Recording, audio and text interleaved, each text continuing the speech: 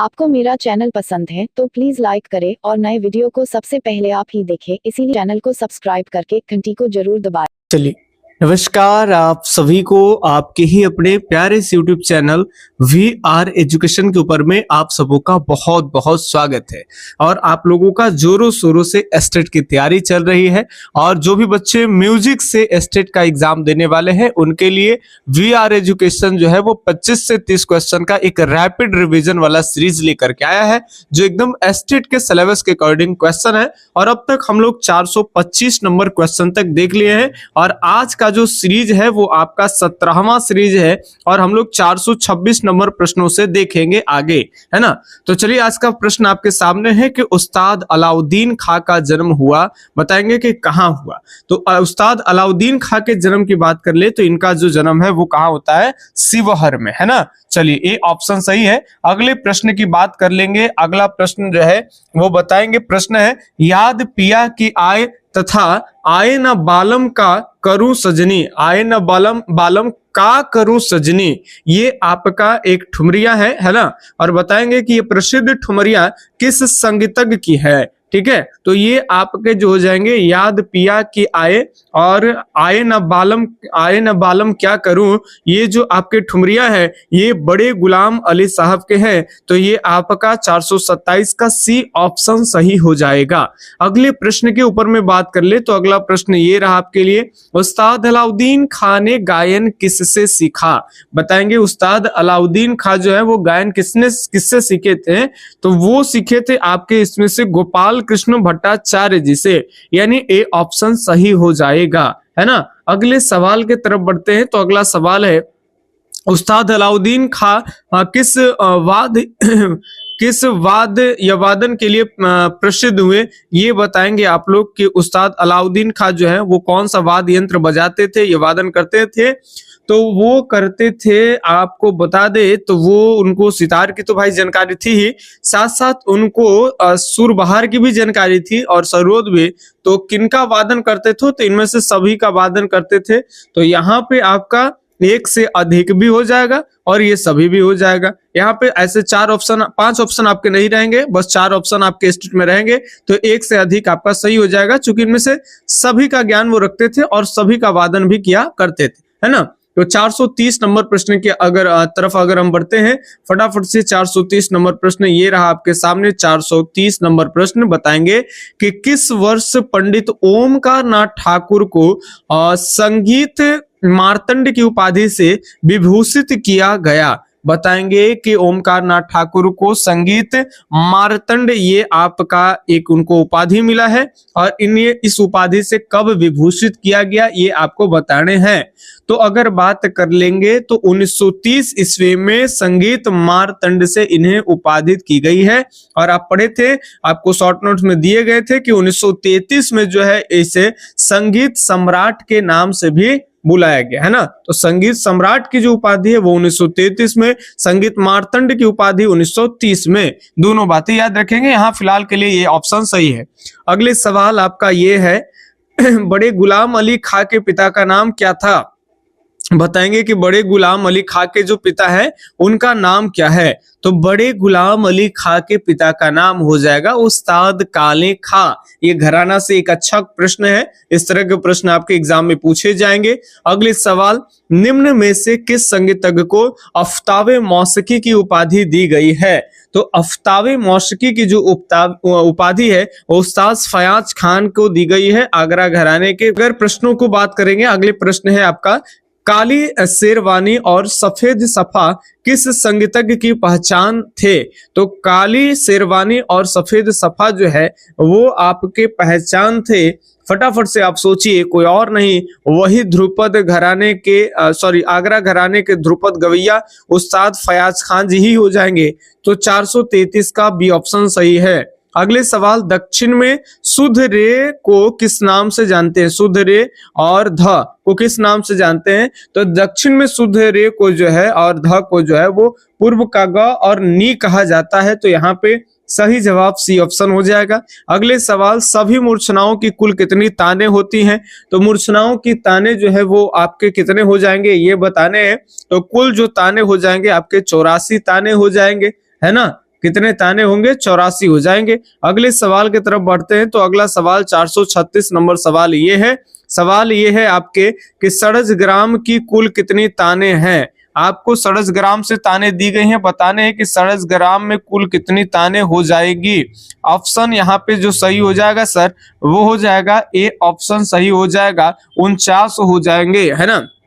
अब देख सकते हैं कि औडत्व के यहाँ पे आपका षड्ज ग्राम के औडत्व के 21 ताने और साढ़त्व के जो है आपके 28, आप टोटल को ऐड करेंगे तो 49 हो जाएगा। यहाँ पे डायरेक्ट सही जवाब की बात कर लेंगे तो बी ऑप्शन सही है।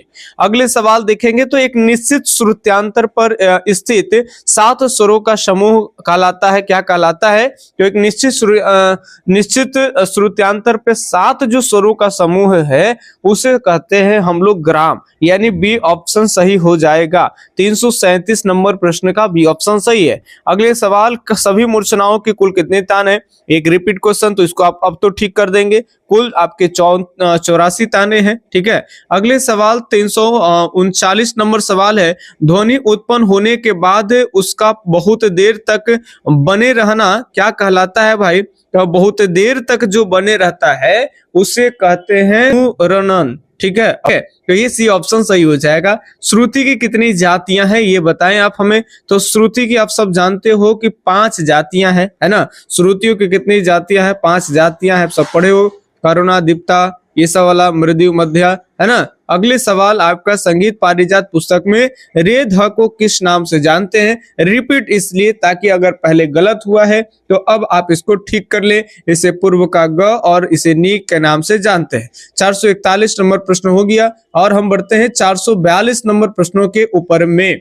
तो 442 नंबर जो प्रश्न आपका है वो ये है कि राग विबोध में तीव्र माँ को किस नाम से जानते हैं? माँ लिखा हुआ है, माँ ही समझिएगा, कोई बड़ी बात नहीं है। और ऐसे माँ को माँ कई लोग उच्चारण करते हैं। राग विबोध में तीव्र माँ को किस नाम से पुकारा गया है? वराली माँ, तीव्र माँ या फिर तीव्रतम माँ, शुद्ध माँ।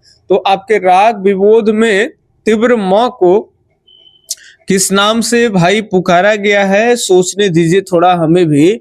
तो इसे तीव्रतम माँ के रूप में जाना गया है। जो सही जवाब होगा वो सी ऑप्शन। अभी बता रहे कि जो भी बच्चे अभी जिनका एग्जाम 14 को ही नहीं है, अभी आराम से टाइम है, थोड़ा लेट है, तो आप 1000 प्रश्नों का सीरीज प्रैक्टिस सेट लेकर करके और उस पर प्रैक्टिस कर सकते हैं। स्टेट का काफी शानदार हो जाएगा। लास्ट में जो प्रैक्टिस करिएगा वो क्वेश्चन आपके दिमाग में हिट रहेंगे। प्रैक्टिस सेट जब आपके पास होंगे तो जो गलतियां हुए हैं उसमें आप टिक करेंगे कि इतना नंबर सवाल गलत है, इतना नंबर सवाल गलत है, तो वो आपके पास होगा। तो ट्रेन में भी उसको लेके, पतला सा सीट होगा, उसको ट्रेन में लेकर के उसको ऑटो में एक बार आप लास्ट टाइम में रिवीजन करने के लिए वो आपके पास बेस्ट है, ठीक है। और बाकी जो 1000 क्वेश्चन लगाएंगे तो कई प्रश्न कई जगह पढ़े होंगे तो वो आपका परमानेंट हो जाएंगे। कुछ नए प्रश्न जो आपसे गलत हुए उसको सीखने के लिए मिलेगा। और अगर भूल रहे एग्जाम के टाइम और वो भी प्रश्न एग्जाम में ना गलत हो तो आपको बीच में आपके पास सेट होगा हाथ में, तो आप उससे रिवीजन कर सकते हैं। कैसे मिलेगा? तो आप मेरे नंबर पे कॉल या व्हाट्सएप करिए, लिखिए 8825 और 376551, है ना। हम आपके लिए एकदम हमेशा अवेलेबल हैं। सुबह के 6 बजे से रात के 9 से 10 बजे तक आप किसी वक्त मैसेज करें या कॉल करें, आपकी कॉल की जवाब मिलेगी। ऐसा नहीं है कि आपको नंबर दिए जाते हैं और आपका कॉल या व्हाट्सएप का कोई रिप्लाई नहीं, आपको तुरंत रिप्लाई मिल जाएगा, ठीक है। एकदम हम आपके लिए एक्टिव रहते हैं। तो राग विबोध में आप देख लेंगे तीव्रतम माँ, ये आपका सी ऑप्शन सही हो जाएगा। अगले सवाल की तरफ बढ़ते हैं। तो अगला सवाल है, संगीत रत्नाकर में तीव्र माँ को किस नाम से उल्लेखित किया गया है? संगीत रत्नाकर में अब बताइए कि तीव्र माँ को किस नाम से उल्लेखित किया गया है? फटाफट से सोचिए कौन सा सही होगा। अभी इससे पहले तीव्र माँ को हम लोग देखे कि राग विबोध में क्या है भाई, तो राग विबोध में हम लोग देखे तीव्रतम माँ, लेकिन संगीत रत्नाकर में इसे क्या कहते हैं? तो इसे कहते हैं कौशिक प कहते हैं। डी ऑप्शन सही होगा। हमें लग रहा है कि इस तरह के प्रश्न बहुत सारे बच्चे गलत किए होंगे, कोई दिक्कत नहीं। अब यही रहेगा तो कौन कहाँ गलत किए, कहाँ पढ़े, आप भूल जाएंगे बाद में, है ना। और यही जिसके पास प्रैक्टिस सेट रहेगा तो इसको ऐसे घेर लेगा कि ये प्रश्न मेरा गलत हुआ है ना। चाहे किनारे में किस तरह से क्रॉस का सिंबल लगा लेगा, वो सब अपने समझने के लिए, और लास्ट में भी इसको देख लेगा। अगर एग्जाम में आ जाएगा तो सही कर देगा, कोई कंफ्यूजन का जैसा बात ही नहीं रह जाएगा। उपरागों की कुल संख्या कितने हैं? बताएंगे कि उपरागों की कुल संख्या कितने हैं? तो उपरागों की कुल संख्या जो है वो हो जाएंगे आपके 8। ठीक है, तो ये आपके ए ऑप्शन सही हो जाएंगे। अगले सवाल, राग, उपराग तथा ग्राम राग की उत्पत्ति किस विधा से मानी जाती है? तो आप सब जानते हो कि राग हो, उपराग हो या फिर ग्राम राग है, इन सब की जो उत्पत्ति होती है वो आपकी जाति से मानी जाती है। तो बी ऑप्शन सही है। चलिए एक एक्स्ट्रा प्रश्न आज के सीरीज में आपको लेकर आ रहे हैं। संगीत रत्नाकर में रागों की संख्या कितने निर्धारित है? तो संगीत रत्नाकर में रागों की संख्या जो है वो आपके 20 निर्धारित हैं। एक ऑप्शन और एकदम मगनिया समझिए, जो समझ लीजिए। आज का एक और प्रश्न आपके लिए आपको करा रहे हैं कि मेल राग वर्गीकरण, ये इसलिए करा रहे हैं ताकि आप लाइक भी कम से कम करो। एक दो प्रश्न आपके एक्स्ट्रा करा रहे हैं, तो 45 के बाद एंड कर लेते हैं ना। तो आप लोग 2 प्रश्न एक्स्ट्रा का मतलब कम से कम 1 लाइक तो बनता है भाई मेरे। तो भाई और बहन जो भी आप लोग देख रहे हैं 1 लाइक जरूर कर दीजिए अगर अभी तक नहीं किए तो। बताएंगे मेल राग वर्गीकरण के समय का गौरी मेल आज के किस थाट के समान है? तो बताएंगे आज के किस थाट के समान है? तो ये आपके वैरव के समान है ना। गौरी का भाई भी समझ सकते हो, भाई मतलब वैरव समझ लीजिएगा, है ना। तो ये याद रखेंगे। गौरी किसी कन्या का नाम होता है, लड़की का नाम होता है, तो गौरी का भाई याद रखेंगे। तो कहेगा प्राचीन काल के गौरी आज के किस ना, तो गौरी का भाई, भाई से हो जाएगा भैरव, है ना। भाभी नहीं याद रखना है तो भाभी याद रखें, भैरवी जैसा लगेगा। तो भैरव और भैरवी में कंफ्यूजन भी हो जाता है बच्चों को। ठीक है, चलिए तो ये आपके आज के सीरीज रहा। कैसा लगा सीरीज कमेंट करके जरूर बताएं हमें, और कितने मार्क्स आ रहे हैं ये भी कमेंट करें। और जिन लोगों ने पीडीएफ अभी नहीं लिए तो आप ले सकते हैं और आप अपनी तैयारी को दुरुस्त कर सकते हैं। काफी लोग जो है इसका लाभ लेकर करके प्रैक्टिस कर रहे हैं और उनको एकदम ताजा ताजा क्वेश्चन माइंड में क्लिक कर रहा है। बाकी चलिए हम मिलते हैं, ज्यादा बकवास ना करते हुए हम मिलते हैं आपसे अगले वीडियो सीरीज में। तब तक के लिए धन्यवाद। जय हिंद, अल्लाह हाफिज, आपका दिन शुभ हो, राधे राधे।